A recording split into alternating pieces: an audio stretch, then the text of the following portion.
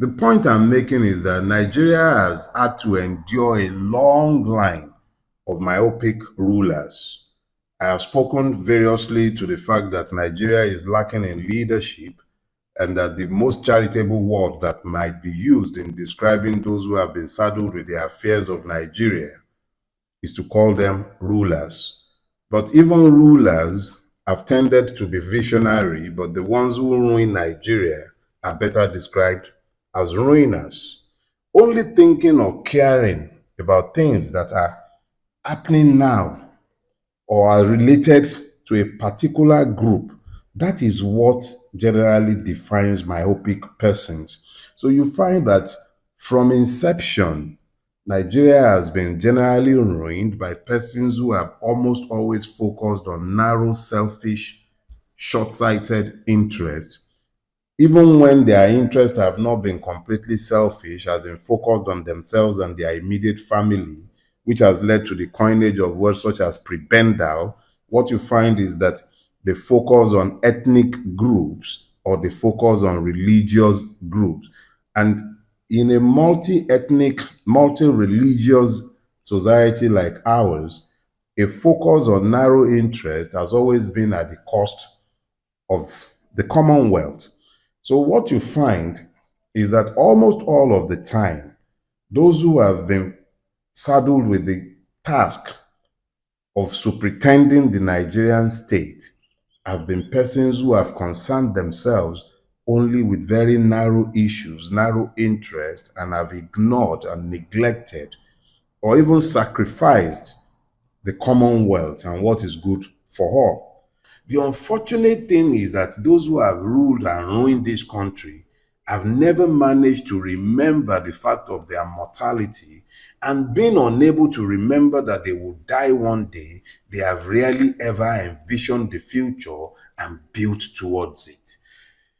You have to also be able to plan beyond your own lifetime, understanding that if it is truly visionary, your lifetime will never be enough to achieve the goal. You can only lay the foundation blocks for the future that you see. The resources of their republic towards achieving the vision, however much you might quarrel with the vision. To achieve anything of significance, you must be able to think in a futuristic manner. Look at Nigeria and the rail system that we have built. To build the rail system that we have built, we have not at any point thought in a futuristic manner. The Nigerian rail system is something that had been built in more advanced countries since the 50s and 60s. To go to Ibadan from Lagos, you need 2 hours, 40 minutes. This is the same distance that in some country would not take more than 30, 45 minutes at the most. So instead of building for the future, we have built what was in the past. We're copying.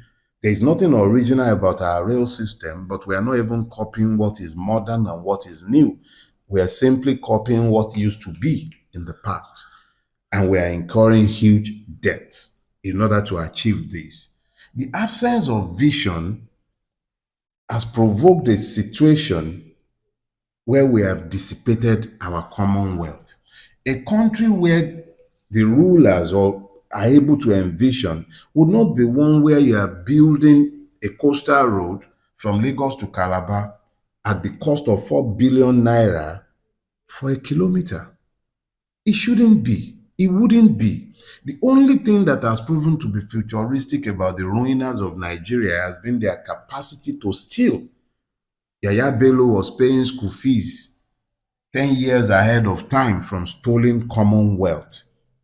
If instead of stealing this money, he had built schools that his own children would be able to attend years after he had left the government house, we will not be having a situation where the white lion will become the white mouse.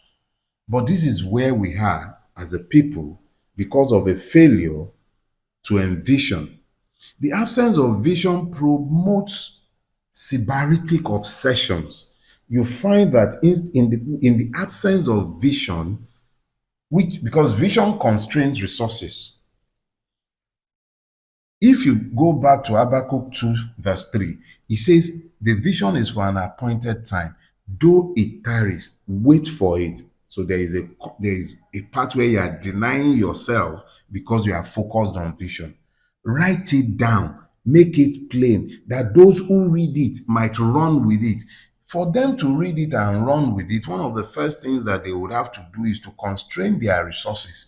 When you know that you are building for the future, you do not dissipate the wealth in the moment. You keep that wealth in the knowledge that you have more important things to do with that money. You don't go buying jeeps. Progressively, the Nigerian legislative arm have bought itself creature comfort, and the poorer the country has become, the more refined their sybaritic taste have equally become. They have not focused on the future because they are too busy consuming in the moment. A country that does not have money to spend on education, it was meant to set aside 5 billion for education, for the loans board, student loans board. That same country has spent 90 billion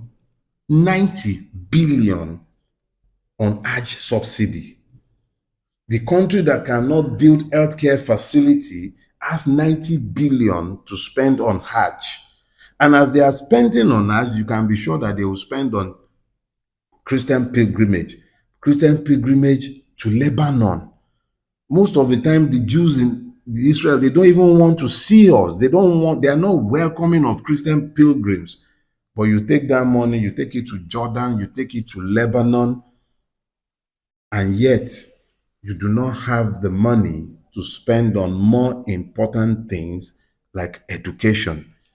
Education, not only just education for the sake of it, education for a purpose. Because look, whatever you look at in Nigeria, you will find nothing visionary about the way we have spent. We have spent living in the moment. We have not constrained the resources of the people to the achievement of vision because there is no vision governing the exertions of our people.